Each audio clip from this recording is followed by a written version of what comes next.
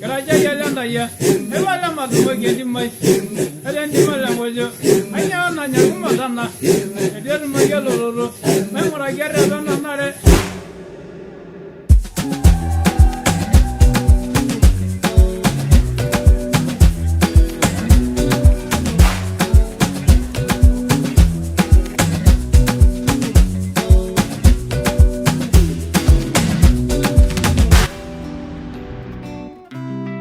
Hello my people, it's your boy Element Eleéeh cyangwa amazina niswe n'ababyeyi ni Mugisha Fred Robinson.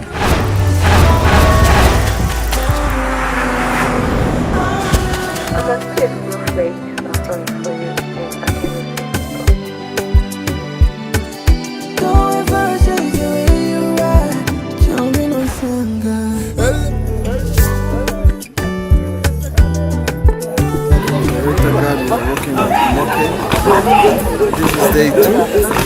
This is day 1.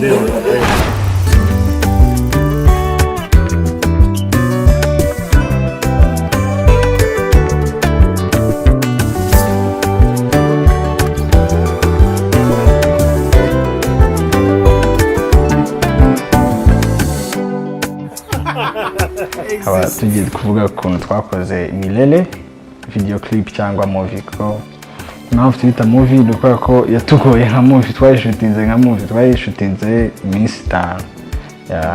Twayikoranye n'aba director babiri. Director wa mbere mu Rwanda nyimufata nk'uwa mbere mu Rwanda, yego ari benshi bakora neza ariko kuri njyewe he's my favorite, yitwa Gadi. Nkorana n'umu director wa mbere muri Kenya yitwa Omoke. So it was a pleasure gukorana nabo kandi nyega ko mwabibonye ko ari ikintu cya danger twakoze.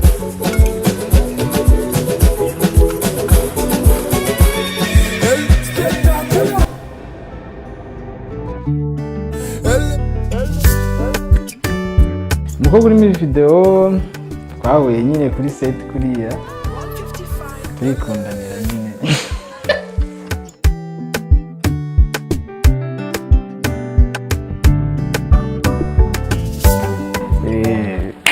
Umusheri wanjye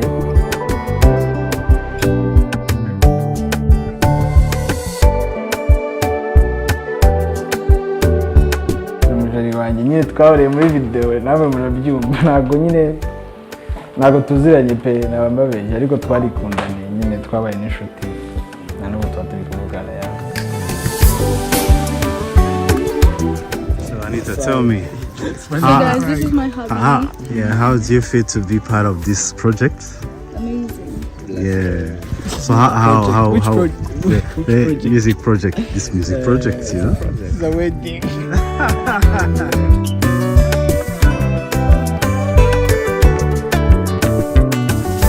Igitekerezo rero hano cyaturutse kuba twaragiye muri Masai, ni icya gitekerezo cyanjye. Ari filime nabonye kera nyine nyiri umwana y'umumasai ikundana n'umuzungu babasuye muri village n'ibiki, so ndavuga ati why not nyine ntagarura iriya story nkayigarura abantu bakayireba.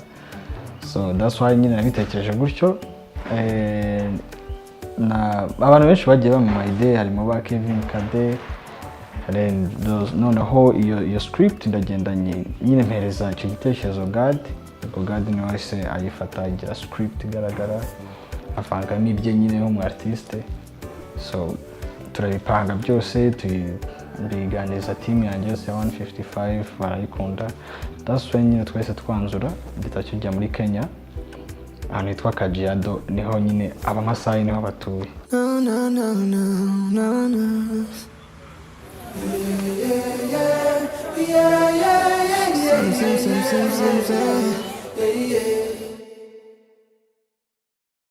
It's too late, I can't even lie.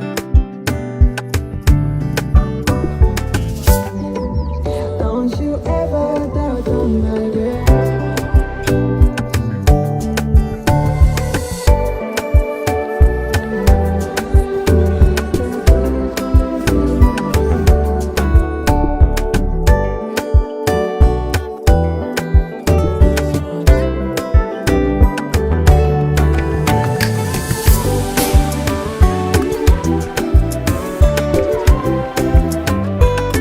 nuvuga ngo abantu mwabonye muri set imwe batandukanye nabo mwabonye muri indi set imwe yabaga iriho abantu 120 barenga.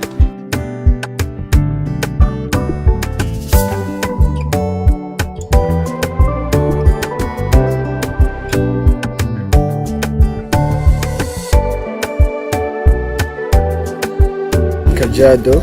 It's outside Nairobi. It's our day 2. The shooting is on day 2. Last day, like yesterday, we were at Bomas of Kenya.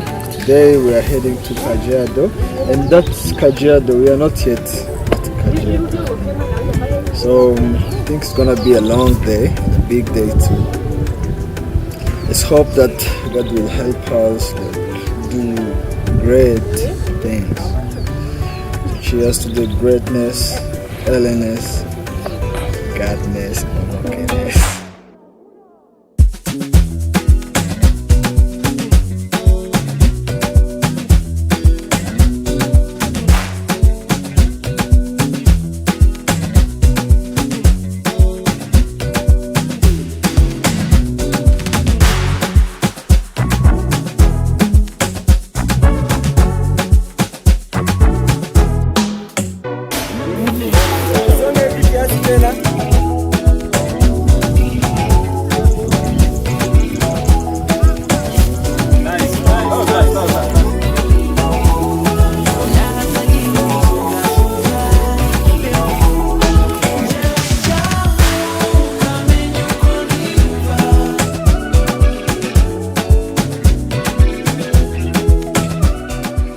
Inspiration yo kuva kuri Milele nandi muri movement ya Afrogako, kuko Afrogako ni nandi gukora genre yitwa Afrogako. So ndavuga ati why not atari nje watangira ririmba Afrogako, then nyine nimba ari ngombwa n'abandi bakumva ari sawa bakabikomereza.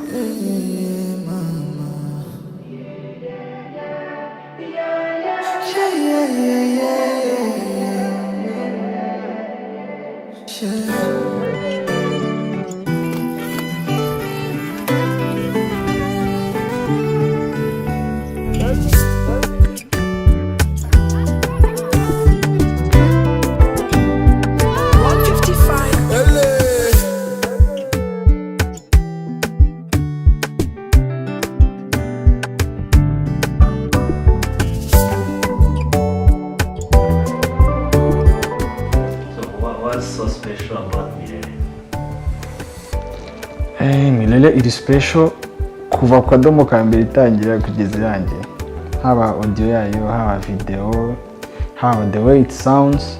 First of all, it's a new sound, a new wave. So ikindi Milele ni Afrogako.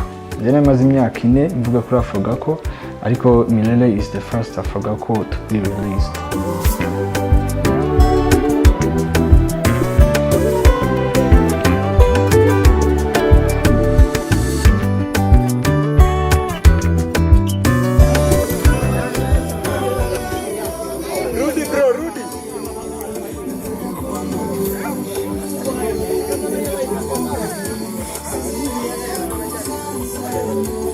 Twende kwake, alafu background ya nimekuwa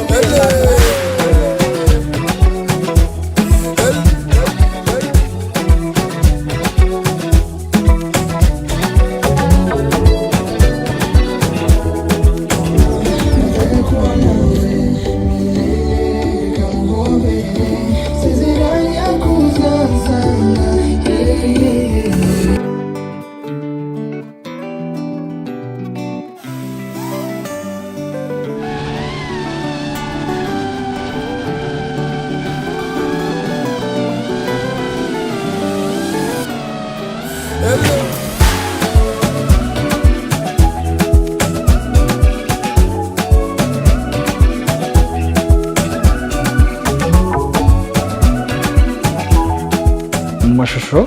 Ni story y'umukobwa w'umuzungu uzana n'umugabo we, n'umusheri n'umuboyfriend. Bazana nyine gusura ahantu nyine muri Masai village, mu gihe nyine baba touriste baraza bakagerayo. So mu gihe nyine bari gusuhuza abantu, umukobwa akabona mu Masai nyine akamukunda. no mu masaha yamubonye bagahura, umukobwa agasanga mu masaha hano bari akamuganiriza bagatangira kuvugana. So none umukobwa ajya in love cyane kurusha umutipe nyine aravuga ati gusa n'umutipe aba yamukunze, ariko after bikaba ngombwa ko wa muzungu w'umugabo aramushaka akamubura, atazi ko nyine wa mukobwa yagiye kureba mu masaha. So aragenda agahita asanga ari kumwe n'umumasaha, umugabo agafuha akarakara bagahita banataha. Mu gutaha rero umukobwa nibwo abwira umugabo ati ngiye nsubiye kureba umusheri wanjye w'umumasaha. Biri muri video nyine byose mwabibonye, then bwaza kugaruka agasanga umumasaha nyine bakundana, mwabibonye byose. Ariko story niye yerekana ko nivuga kuri love story y'umuzungu w'umutuhiste n'umwirabura w'umumasaha. Kandi nkeka ko muri Kenya, kuko hano nta bamasayi bahaba, muri Kenya na Tanzania ni story ikunda kubaho.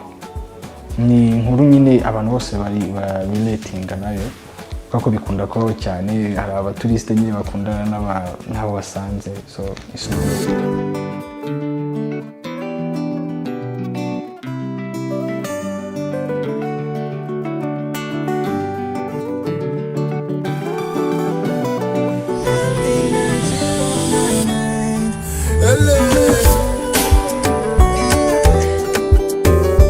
message ya nyuma nabahereza, ndabakunda cyane, niyo mpamvu muba mwabonye ko nabahaye ibintu nka biriya, kandi cyanshimije ni ukuntu mwayakiriye. God bless you, one love.